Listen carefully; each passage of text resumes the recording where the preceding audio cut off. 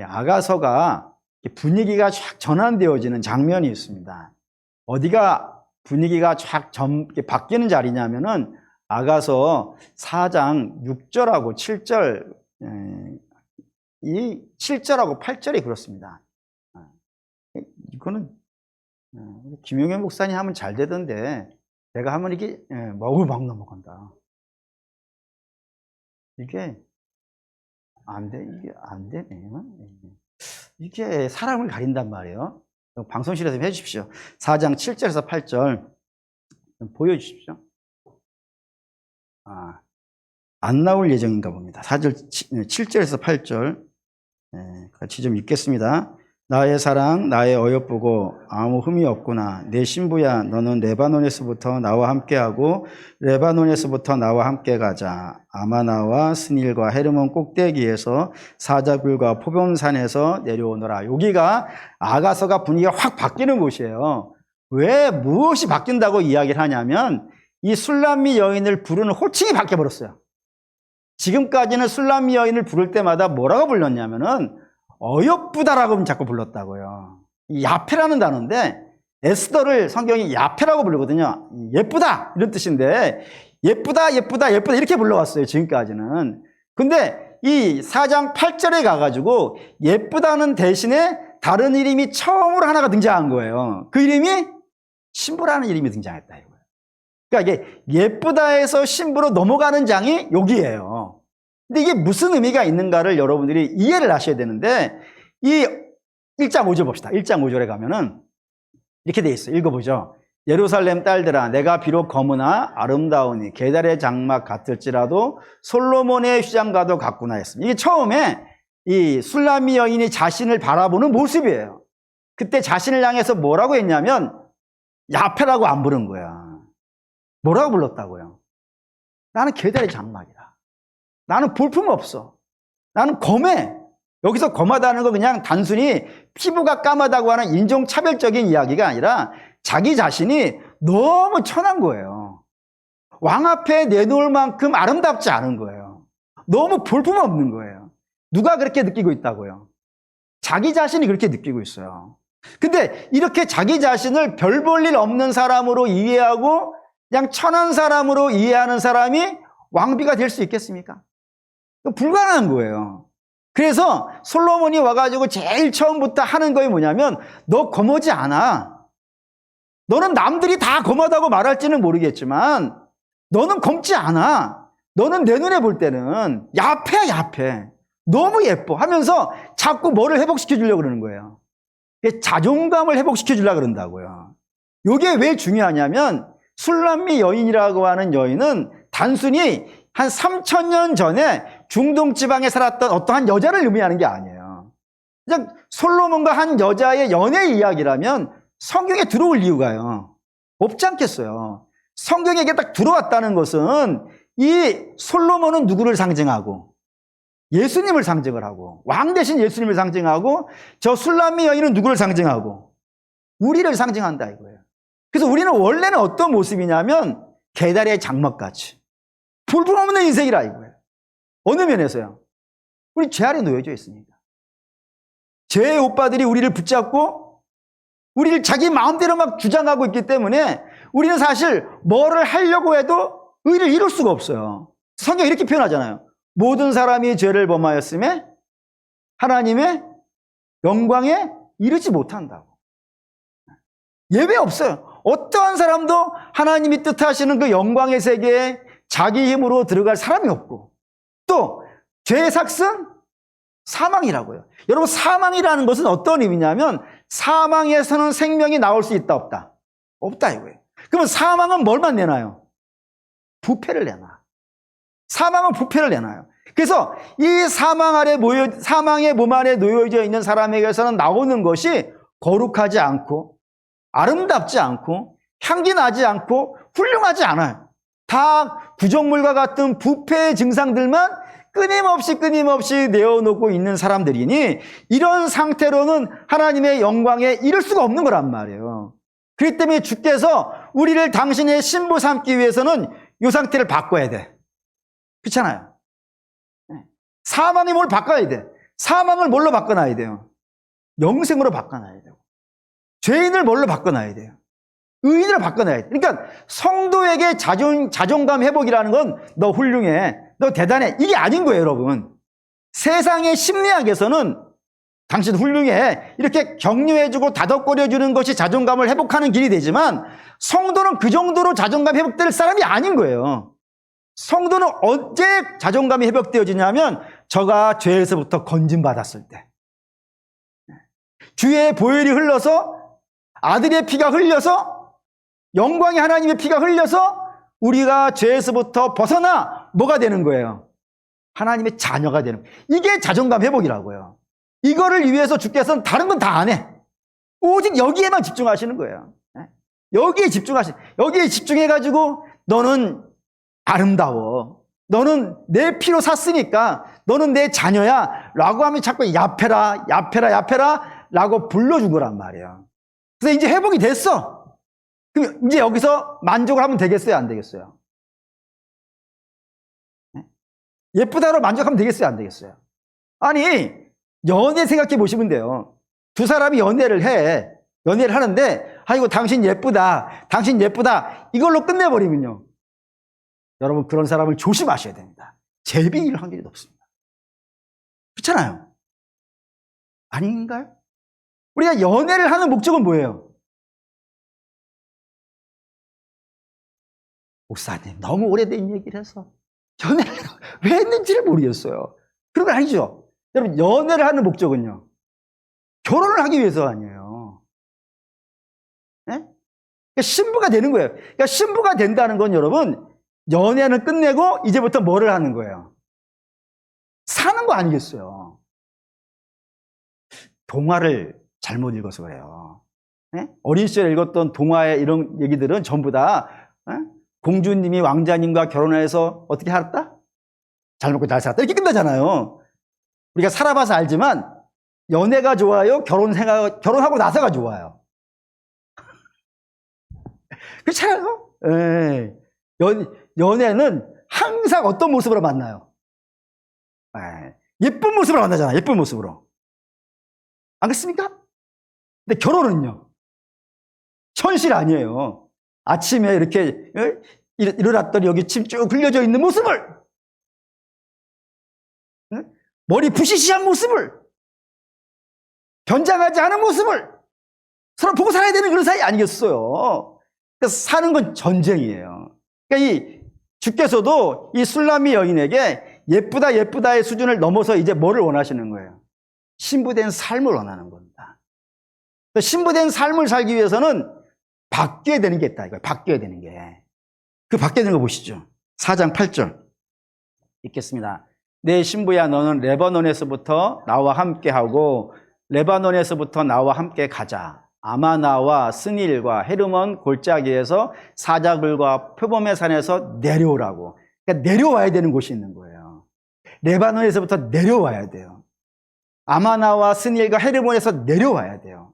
사자굴과 표범산에서 내려와야 돼요. 이게 무슨 뜻이냐면은, 저 아마나와 스닐과 헤르몬은 전부 하나의 산이에요. 헬몬산이라고 하는 산에 봉우리가 3개 있어요. 우리식으로 말하면 산맥쯤 되는 거야. 봉우리가 3개가 있는데, 그 봉우리가 어느 쪽에서는 헤르몬이라고 부르고, 어느 쪽 봉우리는 스닐이라고 부르고, 어느 쪽 봉우리는 아마나라고 부르는 동일한 산이에요.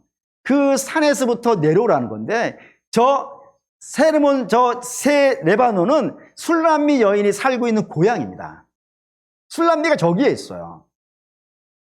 그 산에서부터 내려오라는 겁니다. 왜냐하면 왕이 사는 곳이 아니니까. 왕은 어디 살아요? 예루살렘에. 그러니까 예루살렘에서 너무 멀리 있는 곳에 있는 거예요. 거기에 예루살렘도 산이고, 그리고 헬몬산도 산이란 말이에요. 근데 예루살렘에는 하나님이 함께 있는 산이고, 저 헬몬산은요, 하나님과 함께 있는 곳에서 멀리 있는 산이에요. 그러니 그 멀리 있는 산에서부터 네가 이제 나와야 돼. 그런 멀리 있는 산에서부터 와야 돼, 나한테. 이런 표현이고, 또 하나는 사자굴과 표범산이라는 곳은 사자가 표범이 저 헬몬산에 살아요. 그렇기 때문에 저기에서는 굉장히 위험한 일이 있어요. 저 위험한 곳에서부터 너는 이제 와야 돼. 하나님의 은혜의 산으로 와야 돼. 라고 이야기하는 거라 이겁니다. 그러면은 저게 무슨 의미를 가지고 있는 것이냐면 두 가지를 가지고 있다고 얘기했어요. 첫 번째는 뭐냐면은 하나님의 산에서부터 멀리 있는 산이니까 자기 마음대로 사는 삶이에요. 예루살렘 어떻게 사는 거예요? 하나님으로 사는 거예요. 하나님이 제일 높고 나는 그 밑에 있는 거예요. 근데 하나님에게서 멀면 멀수록 누가 제일 위에 올라가 있는 거예요? 내가 제일 높은 데에 있는 거예요. 그러니까 내 마음대로 사는 산에서부터 이제 주님의 신부된 자, 구원받은 자는 구원받기 전에는 자기가 제일 높은 인생이었다면은 이제는요, 거기에서 내려와야 돼. 하나님 밑으로 내려와야 돼. 라는 것이고, 저기 죄악된 표범 사자와 표범이라는 것은 잡아먹는 것 아니겠어요. 그러니까 우리가 죄에서부터 건진받은 것은 사실이지만 여전히 우리의 주변에는 뭐가 있어요? 우리를 넘어뜨리려고 하는 죄와 사단이 우는 사자와 같이 우리를 삼키려고 덤빈단 말이에요. 그렇기 때문에 우리는 이제 구원받은 이상은 죄가 우리가 죄를 가까이 지내면요 안 되는 거예요. 죄의 그림자도 흉내내지 말라고 했다고요. 그러니까 자꾸 거기서부터 우리를 유혹하고 넘어뜨리려고 하는 곳에서부터 자꾸 나와야 되는 거예요. 자꾸 나와야 돼. 그러니까 저런 곳에서 믿음이 아닌 곳에서부터 자꾸 성도는 나와야 돼요. 나와서 어디를 가야 되느냐? 6절 읽겠습니다. 날이 저물고 그림자가 사라지기 전에 내가 몰약산과 유향의 작은 산으로 가리라. 여기서 내가는 누구냐면 왕입니다. 그러니까 왕이 가고 싶은 곳으로 가야 돼요. 신부된 자는 내가 살고 싶은 곳에 사는 것이 아니고 내가 있고 싶은 곳에 있는 곳이 아니고 왕이 가자고 하는 곳으로 가야 되는 거예요. 거기가 어디냐면 몰약산과 유향의 작은 산이라고 되어 있는 겁니다. 저기가 어디냐 이게 이제 문제가 된 거예요. 이거를 정말로 많이 공부를 했어요. 이게 도대체 무슨 의미가 있는가라고 막 어마어마하게 공부했는데 원래의 그러니까 이 아가서가 설명하고 싶어하는 내용이 있고 그 내용을 초대교회 목사님들이 해석한 내용이 있어요. 이걸 설명을 드려야 되는데 잘 이해하셔야 돼요. 이상하게 이해하지 마시고 이걸 잘 이해하셔야 돼요. 이렇게 얘기하니까 더 이상해졌다. 뭐냐면은 저 몰약산과 유향의 작은 산은 이 술람미 여인의 아름다움을 상징을 하는 거예요.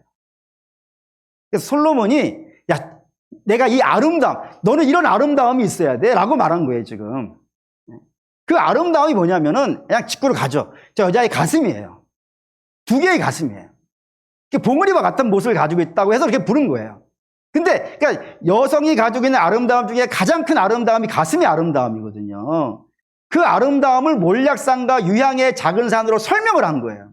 다시 말하면 초대교회 목사님들은 저 술람미 여인을 뭘로 이해했냐면 우리로 이해했다고요. 교회로.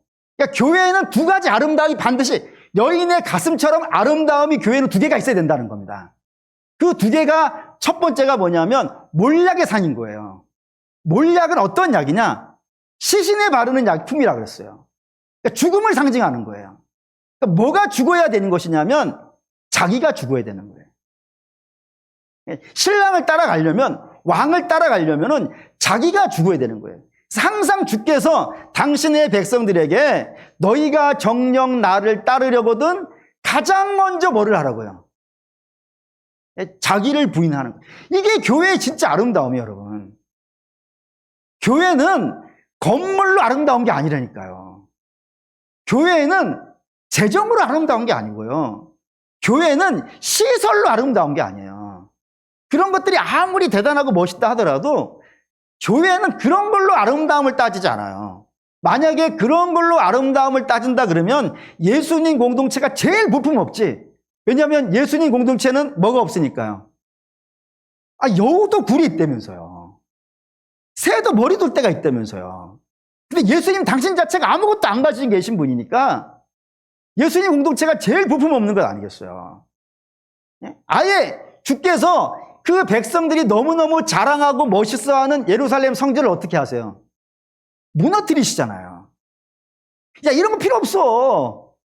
그거 중요한 게 아니야. 그러니까 그걸 무너뜨려 버리신 분이 하나님 아니에요. 그러니까 교회의 아름다움은 외적인 것이 아름다움이 아닙니다. 교회의 진정한 아름다움은 뭐냐면은 자기를 부인하고 누구를 높이는 거예요? 주를 높이는 거예요. 이게 겸손이거든요. 이게 가장 아름다운 거예요. 그래서 이걸 한번 보시죠. 마태복음 11장 30절부터 읽겠습니다. 수고하고 무거운 짐진 자들아 다 내게로 오라. 내가 너희를 쉬게 하리라. 나는 마음이 온유하고 겸손하니 나의 멍에를 메고 내게 배우라. 그리하면 너의 마음이 쉼을 얻으리니 이는 내 멍에는 쉽고 내 짐은 가벼움이라 하시니라 했습니다. 많은 분들이 이 말씀을 정말 많이 오해를 해요. 오해를 하는 이유는 내가 바라는 게 여기 안에 있어서 그래요. 주가 주시려는 것과 내가 바라는 것이 동시에 나타나면 사람은 뭐를 먼저 볼 것 같아요? 내가 바라는 걸 먼저 보여요. 그럼 저기에서 그냥 우리가 여러분이 아무것도 모른다는 전제로 함정에 빠져주는 거예요. 어제 말씀을 드렸어요. 지금부터 답하는 건 여러분들이 몰라서 답하는 게 아니고 함정에 빠진 거예요. 우리가 봤을 때에 마음에 싹 드는 게 있죠. 우리 바라는 게 있어요. 뭐예요? 쉬는 거예요. 그게 먼저 보여요. 근데 주가 주고 싶은 거는 쉼이 아니에요. 주가 주고 싶은 건 뭐예요? 짐을 지라는 거예요. 우리의 마음에는 그게 마음에 안 들죠. 우리 쉼이 더 좋지 짐을 지는 건 별로 마음에 들지 않아요. 그런데 저 말씀의 원래의 뜻은 이는 왜냐하면 다 오라 하는 거예요. 무거운 짐진 자들아 다 내게 오라. 그러면 내가 짐지는 법을 가르쳐 줄 거라 이거예요. 그럼 저게 내 짐은 뭐예요, 여러분? 저기서 내는 누굽니까? 예수님이죠. 예수님의 짐은 뭐예요? 십자가죠. 십자가는 무거워요, 가벼워요? 여기 이렇게 귀에 달거나 여기 목에 거는 거 말고. 십자가는 무거워요, 가벼워요? 무거워요. 근데 어찌 주님은 저걸 가볍다고 했을까요? 그게 포인트예요. 저게 왜 가볍지? 저 어떻게 짐이 가볍지? 그 이유를 바울이 설명했어요. 바울이 빌립보서 2장 5절에서 8절 읽겠습니다. 너희 안에 이 마음을 품으라. 곧 그리스도 예수의 마음이니 그는 근본 하나님의 본체시나 하나님과 동등됨을 취할 것으로 여기지 아니하시고 오히려 자기를 비워 종의 형체를 가지사 사람들과 같이 되셨고 사람의 모양으로 나타나사 자기를 낮추시고 죽기까지 복종하셨으니 그 십자가에 죽으십니다. 이게 십자가라고 하는 짐이 등장했어요. 근데 주께서 그 십자가를 지신 거예요. 어떻게 해서 저 십자가를 지었다고요? 자기를 비웠다고요. 만약에 주가 자기를 비우지 아니하고 나 하나님인데 나 하나님도 같아. 근데 어떻게 내가 십자가를 줘? 이렇게 얘기했으면 저 십자가는요 못 지는 거예요. 못 지는 거예요. 자기를 내세우는 순간에 십자가는 못 지는 거예요. 너무 무거워요. 근데 주께서 자기가 당신이 이 십자가를 넉넉히 지신 것은 무엇이냐면 난 아무것도 아니야. 난 하나님이지만 난 아무것도 아니야. 하나님의 영광을 위해서 나는 내 자신을 다 내려놓았어. 라고 할 때야 비로소 십자가를 질 수가 있는 거예요. 우리도 마찬가지예요, 여러분. 우리가 내가 뭐라고 생각하는 그 순간에 아무 짐도 못 진다니까요, 여러분. 나 대단한데 나 같은 사람이 어떻게 주방에서 설거지를 해? 내가 얼마나 많은 사회적인 지위가 높은데 어떻게 주차장에서 경광봉 들고 이리 오라 저리 오라 그러고 간혹은 당신이 누군데 여기서 이러냐고 소리 들으면서 어떻게 그 짐을 져요? 예전에 어떤 분이 저한테 이런 얘기를 했어요. 나 세상에서 꿀릴 거 없다고. 배운 것도 박사쯤 배웠고 뭐 직분도 사회에서는 뭐 대학 교수쯤 되어지고 재산도 있고 어디 하나 빠지는 데가 없다고. 그런데 내가 전화를 했더니 그 새파랗게 젊은 자식들이 막 나한테 욕을 한다고. 다시는 전화하지 말라고 막 모욕을 준다고. 못하겠다고. 못하는 거예요, 여러분. 내가 뭐라고 생각하는 그 순간에 아무것도 질 수가 없어요. 아무것도 질 수가 없어요. 우리가 하나님께서 내게 맡기신 짐을 지려면 나는 아무것도 아니야. 주도 그랬잖아요. 저 십자가를 지기 위해서 자기를 비워서 종의 형체를 가지셔야만이 비로소 저 십자가를 전하는 거란 말이에요. 이걸 배우라 이거예요. 이걸 배우라. 주도 자기를 내려놓으셨는데, 영광의 하나님도 이 짐을 지기 위해서 자기를 내려놓았는데, 너희도 신부된 자로서 하나님의 영광의 세계에 동참하기 위해서는 너희도 당연히 제일 먼저 뭐부터 해야 되는 거예요? 자기를 비우는 것부터. 그게 되어져야 십자가를 질 수가 있어요. 만약 이게 되어지지 않으면 십자가를 질 수도 없지만, 혹 십자가를 져도 문제가 되어져요. 왜 문제가 되어지냐면 내가 했다 이거지. 응? 내가 한 거야 이거. 내가 이만큼 해낸 거야. 그러니 나는 이걸 내려놓을 수 없어. 자랑이 되겠죠. 교만이 되고요. 그러면 십자가를 안 지는 게 나아요. 십자가를, 내가 나 자신을 내려놓지 않고 내가 십자가를 져서 내가 뭐든지 다 이뤄냈다고 그 순간에 오히려 주의 영광은 가려지기 때문에 그런 사람은 안 지는 게 나아요. 그러니까 십자가를 지기 위해서는 반드시 뭐가 필요하다고요? 자기 부인. 그게 교회의 아름다움입니다. 여인에게 가슴이 아름다운 것처럼 교회의 아름다움은요, 자기 부인이에요. 그게 몰약의 산입니다. 두 번째, 유향의 산이라고 되어 있어요. 유향은 기도예요, 기도. 그래서 교회가 아름다운 것은 기도할 때입니다. 언제나 회복되어지고 강건하고 능력 있는 교회는 사실은 은사가 중요한 게 아닙니다. 물론 하나님께서 우리에게 어떤 일을 맡기실 때는 은사를 주십니다. 그리고 은사를 가지고 일을 하게 하세요. 근데 은사를 주시는 이유는 일을 이루기 위함이 사실은 아닙니다. 제가 목회를 해보니까 알겠어요. 목회를 하기 전에는 이게 교회에서 어떤 직분을 맡고 일을 잘하기 위해서 제일 중요한 게 은사라고 생각을 했어요. 그런데 만약에 교회에서 어떤 일을 이루어내는 것에 있어서 은사가 정말 중요한 것이라면은 주께서 어떤 사람에게는 5달란트, 어떤 사람에게는 2달란트, 어떤 사람이 1달란트 주면 안 되는 겁니다. 그러면 어디 영역에서 사역이 이루어질 수 있겠어요? 5개는 있어야 사역이 되는 거예요? 아니 뭐 최소한 2개는 있어야 사역이 되는 거예요?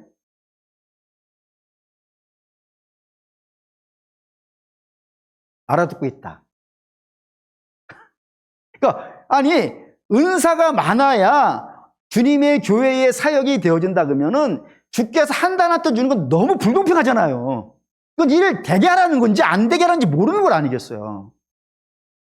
은사로 일이 이루어지는 게 아니라는 겁니다, 여러분. 그럼 은사를 왜 주는 걸까요, 여러분?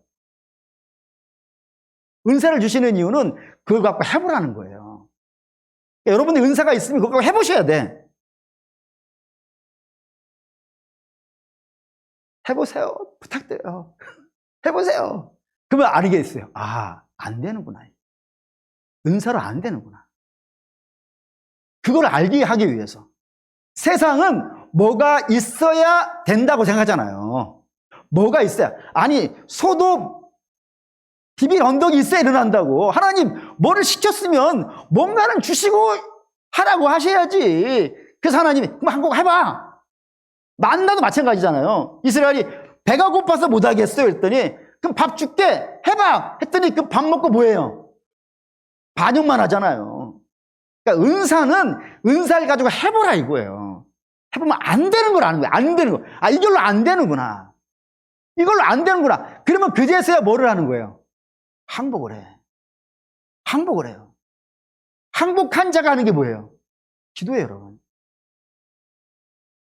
기도를 왜 뭐 손을 모으고 합니까? 뭐 별 의미는 없어요. 손을 안 모으셔도 돼요.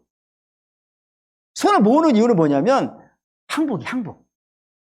내가 내 손으로 할 수 있는 게 없어요. 한번 봅시다. 이거 스가랴 4장 6절 읽겠습니다. 그가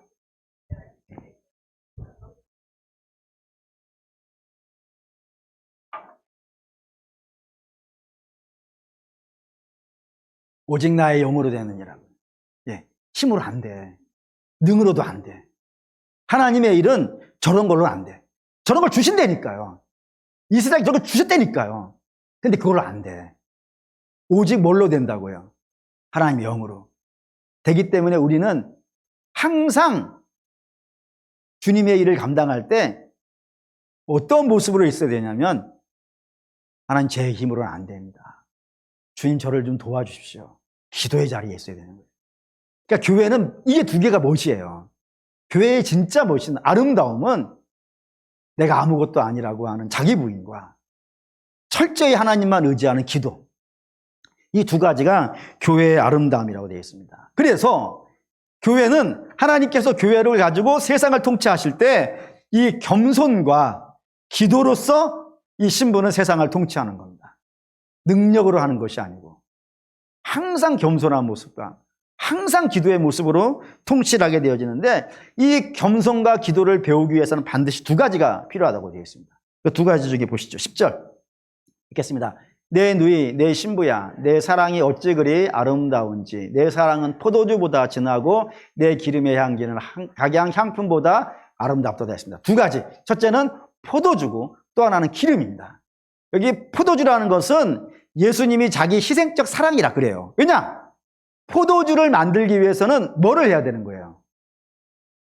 우리가 포도를 따가지고 이렇게 항아리에다가 포도 넣고 설탕 넣고, 이건 이스라엘식 포도 담는 게 아니에요.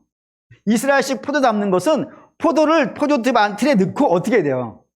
밟아서 터뜨려야 돼요. 그럴 때 나오는 즙으로 담는 게 포도주예요. 그러니까 이 너의 사랑이 진한 포도주와 같다는 것은 예수님의 그 희생적인 십자가의 사랑을 여러분들이 많이 받으시고 많이 묵상하시고 많이 느끼셔야 돼요. 그래서 주님이 나를 얼마나 사랑하셨는지, 그 사랑을 위해서 주님이 무엇을 하셨는지, 이거를 많이 알을 때 비로소 자기 자신을 부인하고 주 앞에 엎드릴 수 있습니다. 두 번째는 기름은 당연히 성령이겠죠. 성령 충만한 입어야 돼요. 이 성령 충만한, 주님의 사랑을 넉넉하게 받고 성령의 기름 부으심을 넉넉하게 받을 때 비로소 우리가 겸손해질 수 있고, 그리고 비로소 모든 일에 항복하고 하나님께 기도할 수 있게 되어져 있어요. 그러면 이제 어떤 일이 벌어지냐? 11절 읽겠습니다. 내 신부야, 내 입술에는 꿀방울이 떨어지고 내 혀 밑에는 꿀과 젖이 있고 내 의복의 향기는 레바논의 향기구나. 다른 거 다 빼고 딱 이것만 보시면 돼요. 꿀과 젖, 생각나는 거 딱 하나만 대보십시오. 아니, 이 분위기는 아시는 거를 대라는 건데, 꿀과 젖. 아니, 꿀과 젖. 아니, 아시는 거야. 모르는 걸 물어보질 않잖아요. 꿀과 젖. One more time. 꿀과 젖. 가나안. 가나안이에요. 가나안이 꿀과 젖이 다니잖아요. 너희의 삶에 가나안이 생겨요. 자기를 부인하고 하나님에 엎드려 기도하면서 주의 도움을 받아 내가 살아가야 될 길을 간다는 것, 그것이 바로 꿀과 젖, 가나안입니다. 가나안을 맛볼 수 있어요. 두 번째, 12절 읽겠습니다. 내 누이, 내 신부는 잠근 동산이요 덮은 우물이요 봉한 샘이로다. 잠근 동산만 기억하시면 돼요. 뭐 다 비슷한 얘기니까. 잠근 동산은 무슨 뜻이겠어요? 일단 잠근을 딱 덮어. 동산 하면은 막 가서 일하고 싶죠. 그렇잖아요. 아, 내가 가서 일해야 돼. 저 동산 가서 막 나무 심고 막 일해야 돼. 이런 생각이 드는데, 잠근은요, 일을 안 하는 거야. 저게 쉼이에요. 수고하고 무거운 짐진자들아 다 내게로 오라. 내가 너희를 쉬게 하리라. 그 표현이 이 표현이에요. 그러니까 우리가 자기 자신을 부인하고 하나님 앞에 엎드려서 기도하면서 하나님이 내게 맡기신 사명을 감당하고 있을 때 비로소 우리의 삶에 참 쉼이 나타나요. 그러니까 성도는 집에 누워있다고 해서 쉬는 게 아닙니다. 만약에 그게 쉼이면은 우리는 주일날 예배를 드리면 안 되지. 주일날 다 집에 가서 이렇게 누워서 부침개 부쳐서 먹으면서 TV 보고 있어야지. 그렇지 않잖아요. 우리의 쉼은 자기를 부인하고 우리 주님을 붙잡고 기도하면서 은혜 받아가지고 주어진 사명을 감당하고 있을 때 거기에서 참 쉼을 누릴 수 있도록 되어져 있습니다. 세 번째, 13절과 14절 읽겠습니다. 내게서 나는 석류나무와 각종 아름다운 과수와 고베라와 나도풀과 나도와 번홍화와 창포와 개수와 각종 유황목과 몰약과 침향과 모든 귀한 향품이로다 했습니다. 여기 이제 열매들이에요. 열매와 향기들이에요. 그렇게 교회가 자기 자신을 부인하고 매사에 겸손하게 기도하면서 주님의 도움을 받아가지고 내게 주어진 삶을 감당해 가고 있을 때 거기에서 뭐가 나는 거예요? 열매도 나고 향기도 나고 그런 일들이 발생이 되어진다 이겁니다. 마지막으로 주목할 게 있어요. 거기에 이제 16절 읽겠습니다. 북풍아 일어나라, 남풍아 오라, 나의 동산에 불어서 향기를 나리라. 나의 사랑하는 자가 그 동산에 들어가서 그 아름다운 열매 먹기를 원하노라 했습니다. 여기 이제 북풍과 남풍인데 몇 번 말씀드렸으니까 감이 있으신 분도 있을 겁니다. 우리 느낌은 북쪽에서 불어오는 바람은 동장군, 남쪽에서 불어오는 바람은 따뜻한 바람, 이렇게 생각하는 것은 대한민국 사람들이 대한민국에서 생각하는 개념이고, 가나안 땅에서 북풍은 지중해에서 불어오는 따뜻하고 습기를 머금은 그런 바람이에요. 그래서 이 바람이 불어오면은 농사를 지을 수 있고 씨를 뿌릴 수 있고 열매를 자라게 하는, 나무를 자라게 하는, 그리고 열매를 따게 하는 그런 좋은 바람이 이 북풍이에요. 반면에 남풍이라고 하는 것은 남쪽에서 광야에서 불어오는 매우 뜨겁고 매우 건조한 바람이에요. 그래서 이 바람이 한번 불어오면 지금까지 풍요로웠던 모든 나무와 실과들이 하룻밤 사이에 다 말려 죽여버리는 그런 아주 거칠고 무서운 바람이에요. 근데 이 두 개의 바람이 이스라엘에 늘 교차합니다. 그래 갖고 설명을 하는 거예요. 우리의 인생에도 마찬가지입니다. 우리가 주님의 사명을 감당하고 있는 동안에도 이 마찬가지입니다. 북풍도 불어오고 남풍도 불어와요. 북풍이 불어올 때는 매사에 다 잘 됩니다. 그냥 손만 대도 막 내가 기대하지 않은 것까지도 막 거둬들이는 그런 역사들이 있어요. 근데 그런 역사만 있지 않아요.